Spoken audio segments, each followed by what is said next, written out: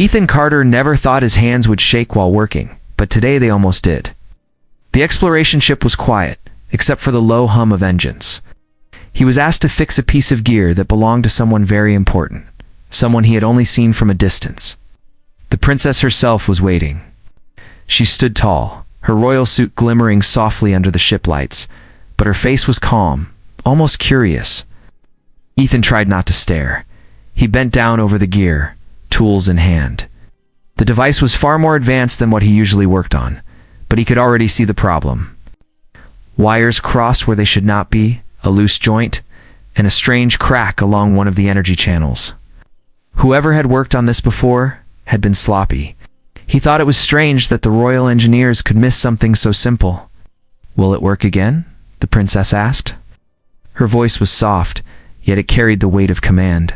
"Yes, it will," Ethan said. His tone was plain, steady. He did not use royal titles. He did not bow. He only spoke as if she was another crew member. For a moment he feared he might have offended her, but when he glanced up, she was watching with interest, not anger. He kept working. His hands moved with care, twisting and setting the small pieces back into place. He explained to her quietly what he was doing. This joint was loose. Could have failed at the wrong time. Here the wires are crossed. I'm fixing the flow. And this crack, it needed sealing. He spoke simply, no grand words, just truth. The princess leaned closer.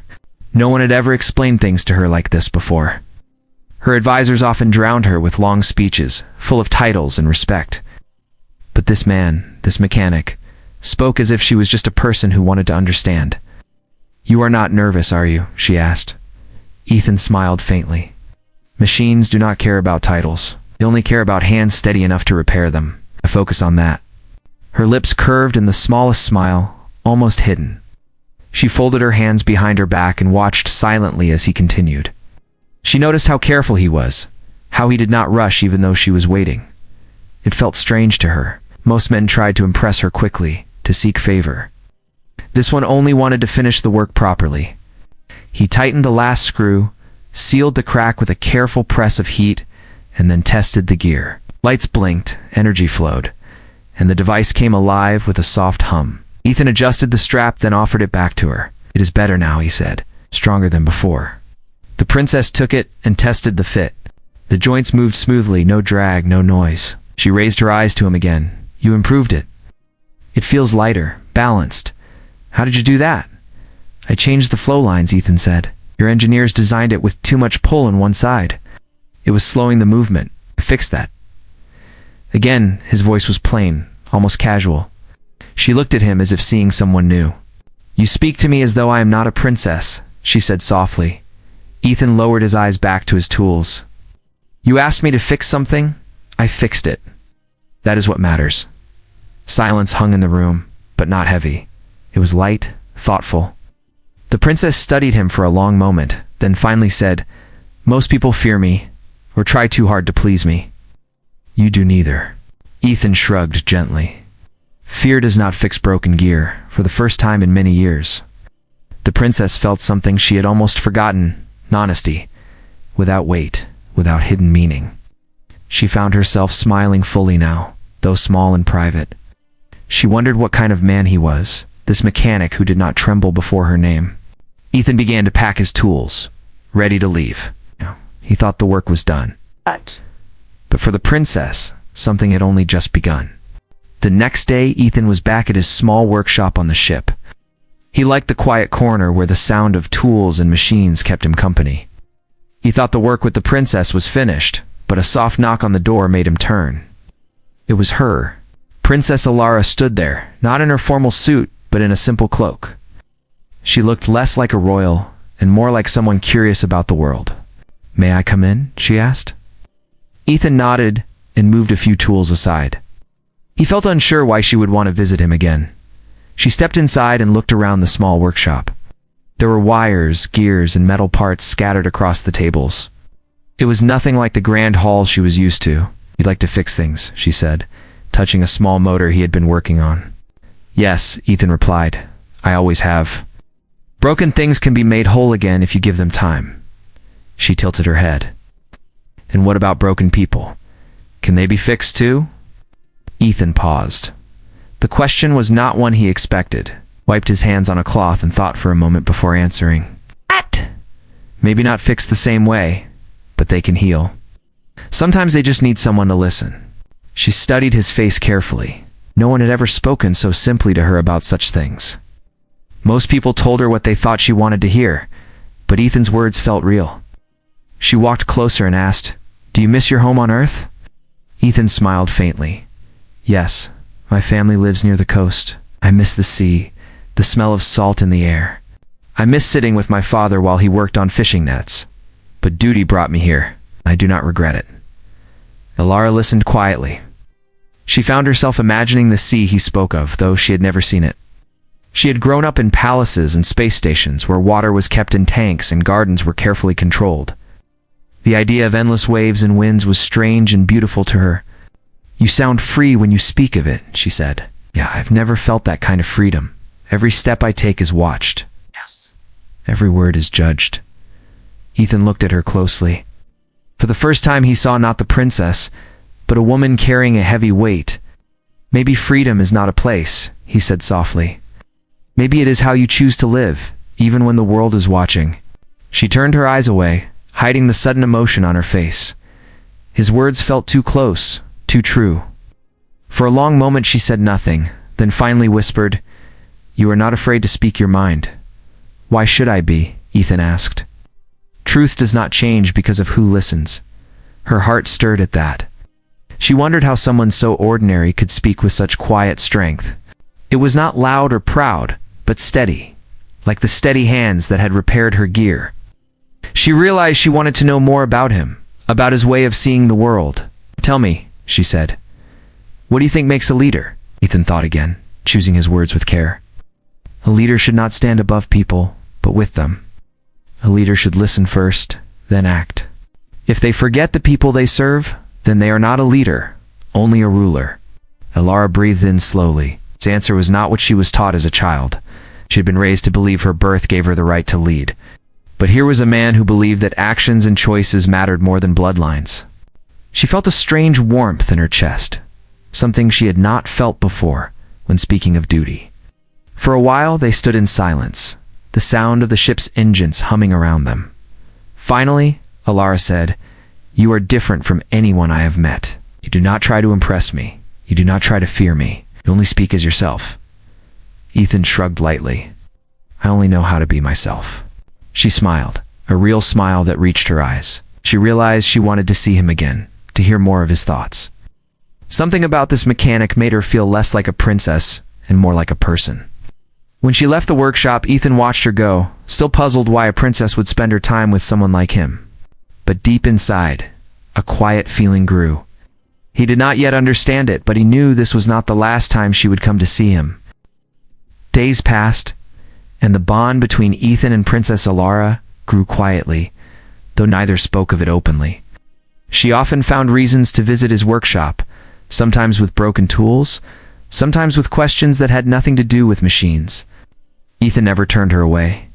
He answered her questions in the same steady way, never treating her like she was untouchable.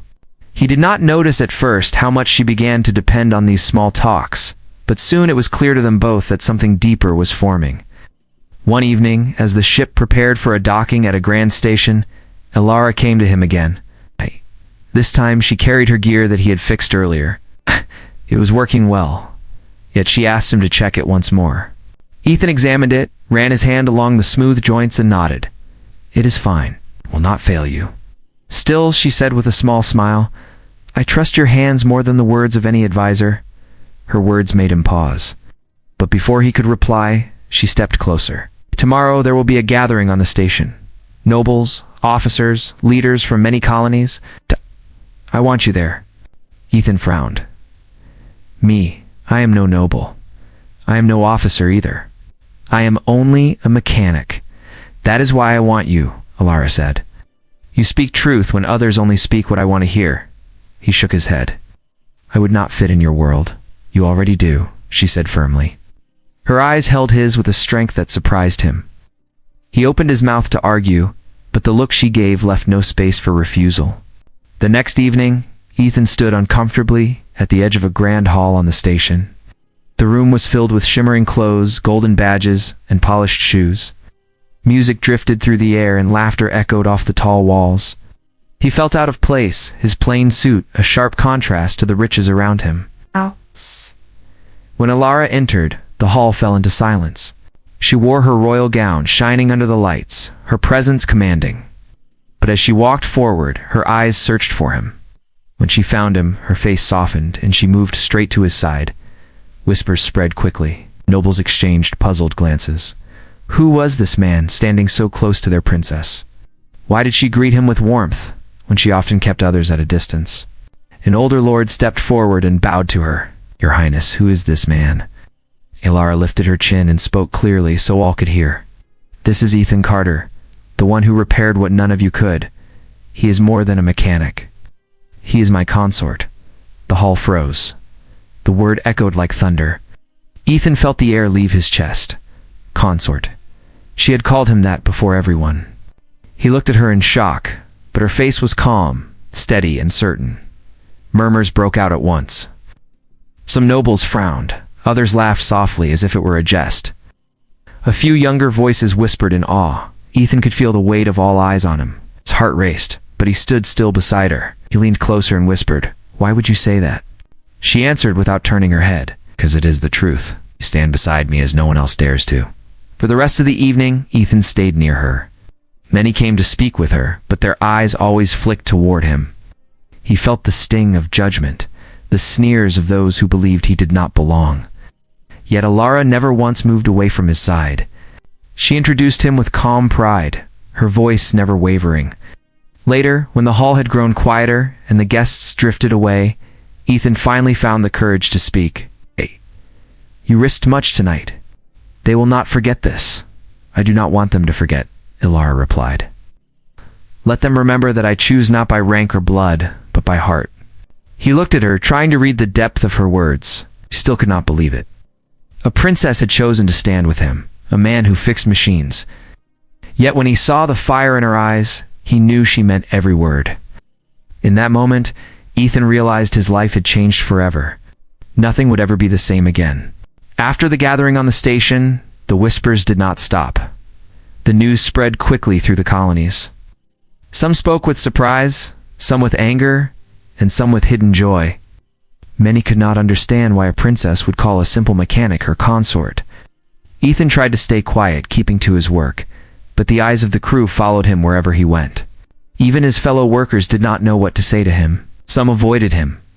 Others nodded with respect, and a few looked at him with envy. Alara stood by her choice. She walked the halls with her head high, and when asked, she repeated the same words. "He is my consort. No one could change her mind." Still not everyone accepted it. There were powerful lords and proud officers who believed Ethan had no place beside her. They spoke in secret, planning ways to break him down. Then the trial came. A warning spread through the station that the main power core was failing. If it broke completely, the lives of thousands would be at risk. The hallways filled with fear. Officers shouted orders, engineers rushed with tools, and leaders argued over who should take charge. But time was running out. Ethan heard the alarm and ran toward the control room. The door was crowded with men in fine uniforms, their voices raised in panic. They argued about protocol, about rules, about who should lead the repair. But none of them touched the machines. They were too afraid of making the wrong move. Ethan stepped forward. "Move aside," he said firmly.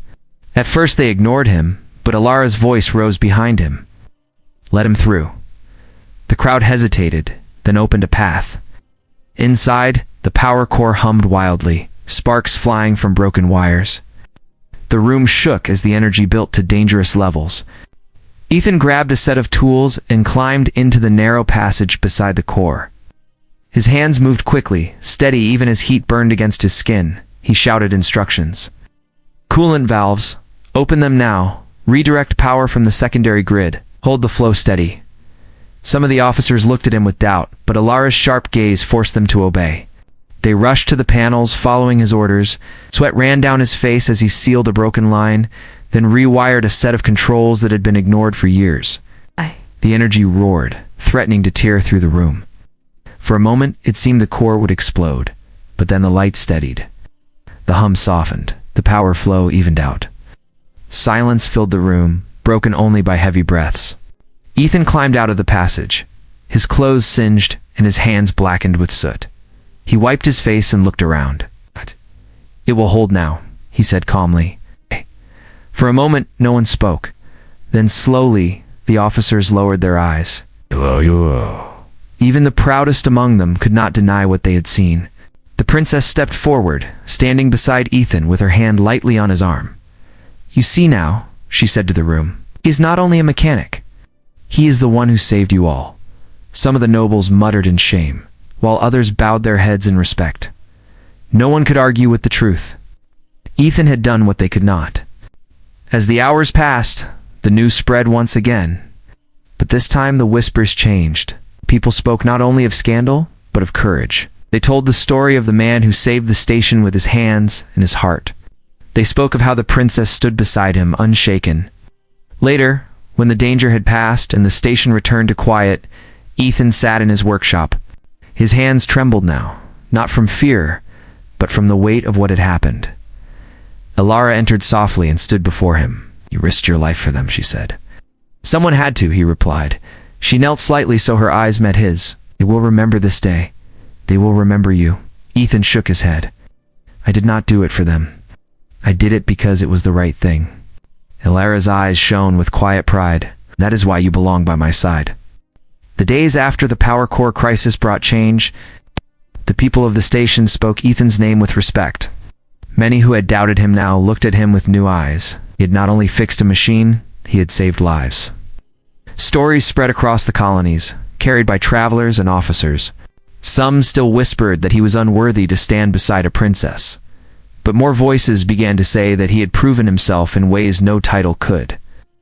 Ethan, however, remained the same man. He returned to his workshop, working with tools and small devices, keeping his hands busy. He did not seek honor or fame. When people came to thank him, he only nodded and said it was the work that mattered.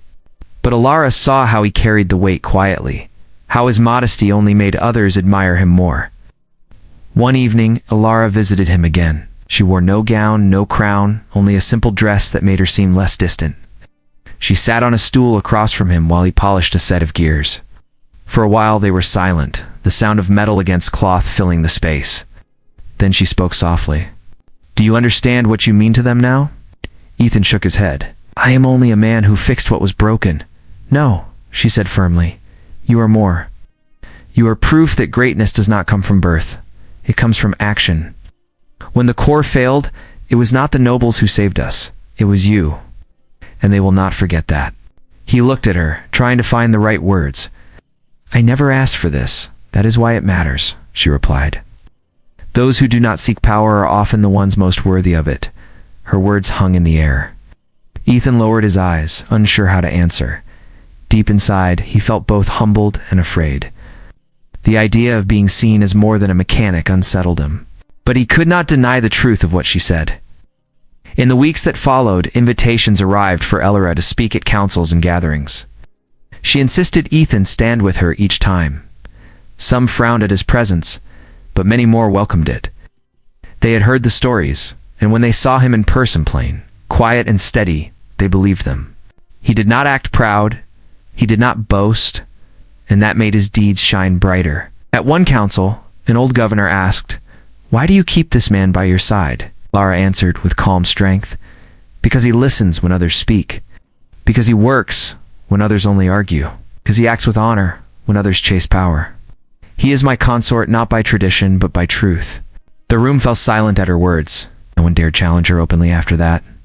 The respect for Ethan grew, not only as a man, but as a symbol of something greater. People began to believe that leadership could be shared. That value came from character, not only from birth. For Ethan, life became both heavier and brighter. He still worked in his workshop, still fixed machines, but now he also walked in halls of power. He learned to listen to debates, to give advice when asked. He never spoke much, but when he did, people leaned closer, knowing his words came from thought and truth. Alara often watched him from across those halls. She remembered the first day he had fixed her gear, the way he had spoken to her without fear. She knew then that he was different. Seeing him stand tall beside her, she felt certain she had made the right choice. Together, they were changing what it meant to rule. One night, as they looked out at the stars from a quiet balcony, Ethan finally spoke what weighed on him.